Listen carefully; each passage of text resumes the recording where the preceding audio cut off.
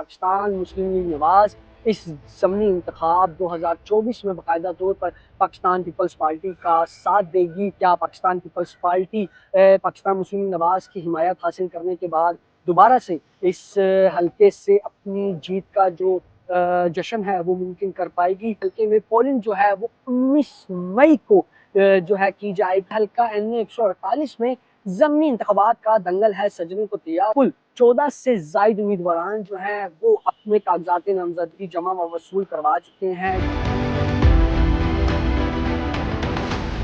अस्सलाम वालेकुम नाज़रीन, आम न्यूज़ के साथ मैं हूँ आपका मेज़बान हारून ताहिर। मुल्तान के हल्का NA 148 में ज़मनी इंतखाबात का दंगल है सजने को तैयार और इसी असना में 19 अप्रैल को कागजात नामजदगी वसूल व जमा करवाने की आखिरी तारीख मुकर्रर की गई है। इलेक्शन कमीशन ऑफ पाकिस्तान व इलेक्शन कमीशन ऑफ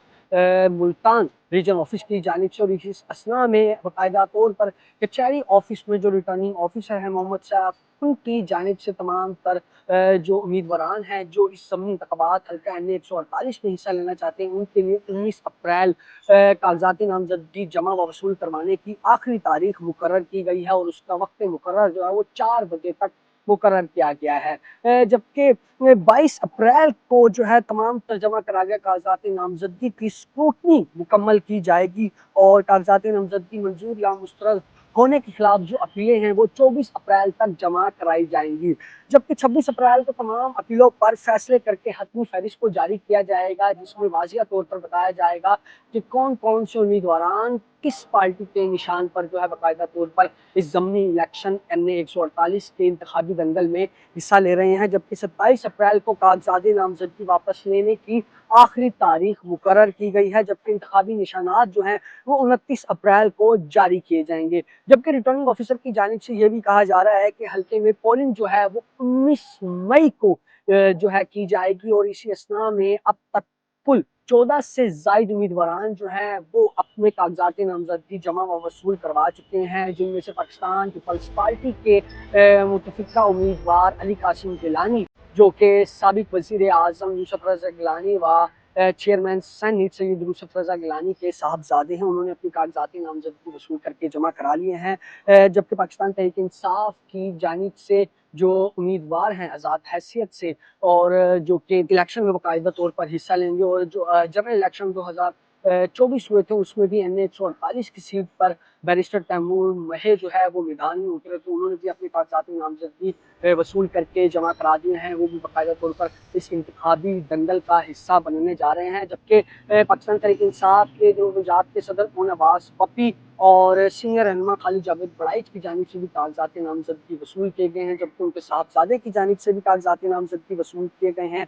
और राना जंग शब्बीर अली और इसके अलावा जमशेद अब्बास पप्पी ने भी NA 148 के लिए कागजाती नामजदगी वसूल कर ली हैं। इसके अलावा राना उमैर उर रहमान, मलक अजहर अहमद और जमात इस्लामी से ताल्लुक़ रखने वाले मोहम्मद आतिफ इमरान ने भी कागजाती नामजदगी वसूल कर लिए हैं। इसी के साथ साथ जो पाकिस्तान तहरीक इंसाफ की जानिब से काफ़ी उम्मीदवारों ने कागजाती नामजदगी वसूल किए हैं, जिसमें डॉक्टर रुबीना अख्तर हैं और इसके अलावा जो अहम रहनुमा हैं मुल्तान से ताल्लुक़ रखने वाले, उन्होंने भी अपने कागजाती नामजदगी वसूल कर दिए हैं। और जबकि NA 148 पर जो होने वाले ज़मनी इंतखाबात हैं, ये सैयद यूसुफ रज़ा गिलानी ने 2024 के जनरल इलेक्शन में सीट फतह हासिल की थी और जब वो चेयरमैन सेनेट बने और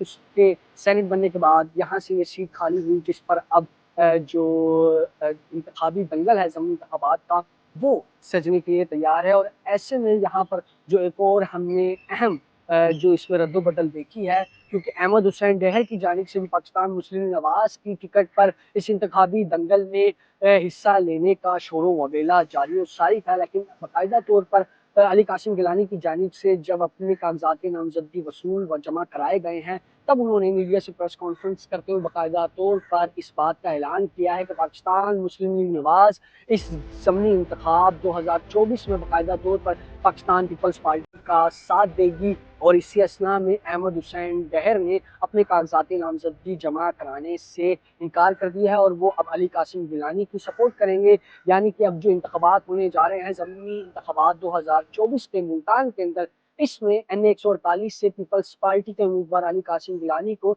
नून लीग के भी वोट पड़ेंगे। जबकि इस तमाम